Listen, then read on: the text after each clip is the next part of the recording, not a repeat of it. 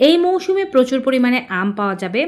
আর আম একটি সহজলভ্য দেশীয় ফল হওয়ার কারণে আম খেতে অনেকেই পছন্দ করে থাকেন। দৈনিক ডায়েটে আম রেখে থাকেন। আম যে একটি পুষ্টিকর ফল তাতে কোনো সন্দেহ নেই। আম খাওয়া শরীরের পক্ষে বেশ উপকারী। তবে আম খাওয়ার সাথে ৫ ধরনের খাবার খেতে বিশেষজ্ঞরা নিষেধ করেছে। আমের সাথে এই ৫ ধরনের খাবার যদি আপনি খান, সেক্ষেত্রে আপনার মারাত্মক স্বাস্থ্য সমস্যা, এমনকি মৃত্যু পর্যন্ত হতে পারে।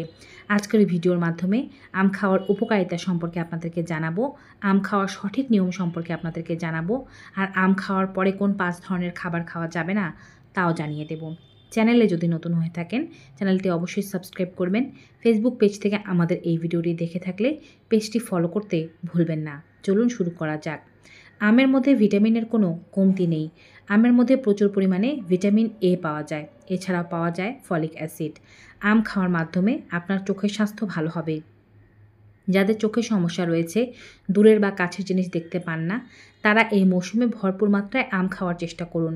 এর লুটেন ও জিয়ান্থিন ও ভিটামিন এ আপনার চোখের ছানি পড়ার সমস্যা, দূরের বা কাছের জিনিস দেখতে না পাওয়ার সমস্যা, চোখে অ্যালার্জি, চোখের চুলকানি, এই জাতীয় সকল সমস্যাগুলোকে কমিয়ে দেবে এবং চোখকে সুস্থ রাখতে সাহায্য করবে। আম ডায়েটারি ফাইবারে পরিপূর্ণ, তাই আম খাওয়ার মাধ্যমে পেটের স্বাস্থ্য ভালো থাকে। এবং যদি আপনি আম খেতে পারেন, দেখতে পাবেন আপনার কনস্টিপেশনের সমস্যা হবে না, মল নরম হয়ে যাবে।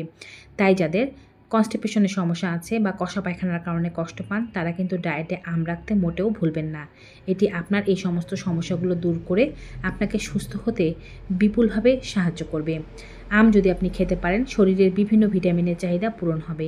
তবে ডায়াবেটিস রোগী হয়ে থাকলে সেক্ষেত্রে আপনাদের আম খাওয়ার ব্যাপারে কিছু সতর্কতা রয়েছে। আম কিন্তু হঠাৎ করে ডায়াবেটিসের মাত্রা বাড়াতে পারে, যেহেতু এটি মিষ্টি জাতীয় ফল। সেক্ষেত্রে আপনি যদি দিনে অন্য কোনো মিষ্টি জাতীয় ফল না খান, একটি আমের অর্ধেকটি পরিমাণে খেতে পারেন বা হাফ কাপ পরিমাণে আম খেতে পারেন। এবং ডায়াবেটিসের মাত্রা খুব বেশি থাকলে সেক্ষেত্রে আপনাকে এটি এড়িয়ে চলতে হবে। যদি ডায়াবেটিস কন্ট্রোলে থাকে তবেই আপনি এটি খেতে পারবেন। একজন সুস্থ ও স্বাভাবিক মানুষ দৈনিক ১ থেকে ১.৫ কাপ পরিমাণ আম খেতে পারেন। তবে আমকে চিবিয়ে খাওয়া ভালো। এটিকে জুস করে বা এর ভেতর থেকে পাল্প বের করে এটিকে খাওয়া উচিত নয়। এতে এর পুষ্টি উপকারিতা নষ্ট হতে পারে। আম খেলে শরীর ভালো থাকে, শরীর উপকার হয় এবং এর পাশাপাশি রক্ত বাড়াতেও আম সাহায্য করে থাকে। তবে বাজার থেকে আম কিনে আনলে সঙ্গে সঙ্গে এই আম খাওয়া উচিত নয়। আম ভালোভাবে ধুয়ে তারপরে এটিকে একটু রেখে দিতে হবে ১ থেকে ২ দিন পর্যন্ত। যখন আপনি এটিকে খাবেন, তার আগে আপনি এটিকে কুসুম গরম জলে ভিজিয়ে রাখবেন। আমের খোসা থেকে সরাসরি আম ছাড়িয়ে খাবেন না। অর্থাৎ আমের খোসা মুখে নিয়ে অনেকেই আম খাওয়ার চেষ্টা করেন, এভাবে খাবেন না। আমের খোসার কিছুটা অংশ থেকে আম ছাড়িয়ে নিয়ে তারপরে আম খাবেন। আমের কষের অংশগুলো অবশ্যই এড়িয়ে চলবেন, এগুলো খাবেন না। এগুলো কিন্তু স্বাস্থ্য ঝুঁকি বাড়াতে পারে। পাশাপাশি ফাটা, পোকা ধরা বা কোনো ধরনের ডিফেক্টেড আম খেতে যাবেন না, এতে ক্ষতি হতে পারে। এবারে বলছি আম খাওয়ার পরে কোন ৫ ধরনের খাবার খাওয়া উচিত নয়। ফল খাওয়ার পর জলের যে কম্বিনেশন আছে সেটি কিন্তু ছোটোবেলা থেকে আমাদেরকে না করা হয়। তাই ফলের সাথে জল খাওয়া যাবে না। যদি আপনি আম খান, সেক্ষেত্রে জল খেতে অন্ততপক্ষে আপনাকে ৩০-৪০ মিনিট অপেক্ষা করতে হবে। আমের সাথে জল খেলে বদহজম হওয়ার সম্ভাবনা অনেক বেশি।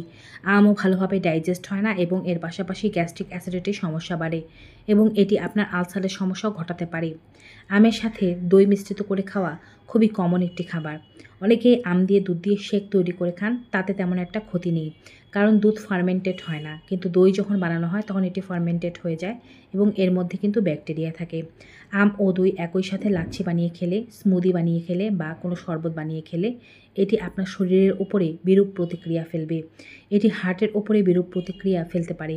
এমনকি এটি আপনার রক্ত জমাট বাঁধিয়ে দিতে পারে। শরীরে অ্যালার্জির সমস্যা, ফুসকুড়ির সমস্যা, চুলকানির সমস্যা, হজমের গণ্ডগোল সহ পাকস্থলীর বিভিন্ন ধরনের সমস্যা ও বিষক্রিয়া দেখা দিতে পারে।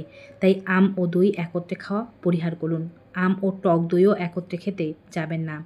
আমের সাথে করলা খাওয়া উচিত নয়। যেদিন আম খাবেন সেদিন করলার তরকারি বা করলার ভাজি পাতে রাখবেন না।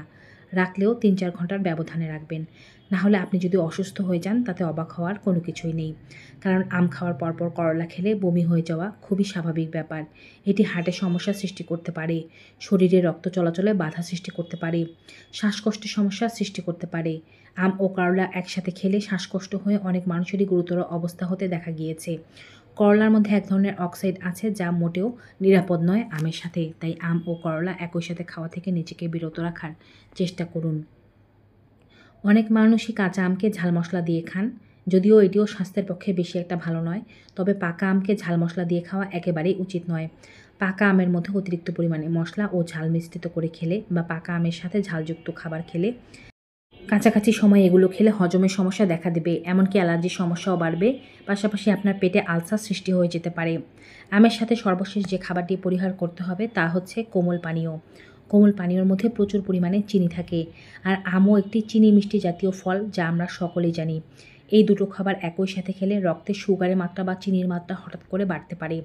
বিশেষ করে আপনি যদি প্রি ডায়াবেটিক বা ডায়াবেটিক অবস্থায় থাকেন, এটি আপনার মৃত্যু ঝুঁকিকে অনেক বেশি বাড়িয়ে দেবে এবং হঠাৎ করে যে কোনো বিপজ্জনক ঘটনা ঘটে যেতে পারে। এমনকি এটি হাই প্রেশারও ঘটাতে পারে। আমের সাথে কখনোই অতিরিক্ত চিনি মিষ্টি জাতীয় খাবার, চা কফি বা ক্যাফিন জাতীয় খাবার খাবেন না, কোমল পানীয় খাবেন না। এগুলো আপনার রক্তে সুগারের মাত্রাকে এতটাই বেশি বাড়িয়ে দেবে যে হঠাৎ করে কোনো বিপজ্জনক ঘটনা যে কোনো সময় সৃষ্টি হয়ে যাবে। আম খাওয়ার পরে অন্ততপক্ষে 2-3 ঘন্টা বা ইনসুলিন স্পাইককে কমিয়ে আনার পরে এই খাবারগুলো আপনি চাইলে খেতে পারেন।